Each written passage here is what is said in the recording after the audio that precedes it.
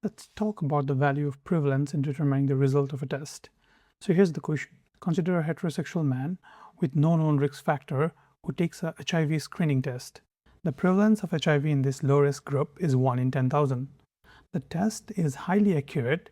It has 100% sensitivity and 99.99% specificity. If he tests positive, what is the chance that he actually has HIV? Those are your options. You have 20 seconds to think through this question. If you need more time, please feel free to pause the video here. You should not require more than 20 seconds if you have a clear concept here.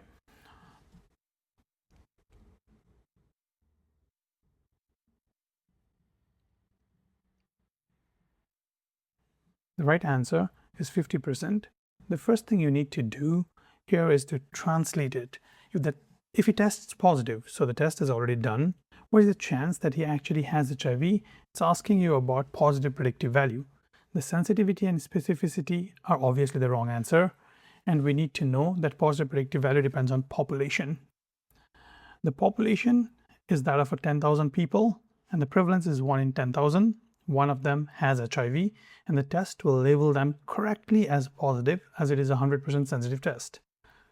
No one other than that one person has HIV in this population of 10,000, but of those, one will still test positive for HIV despite not having HIV. Given the specificity of 99% and not 100%, so 1 minus specificity is 0.01. What is 1 minus specificity? It is the test failing to recognize healthy people. This tree representation is just another way of looking at just that.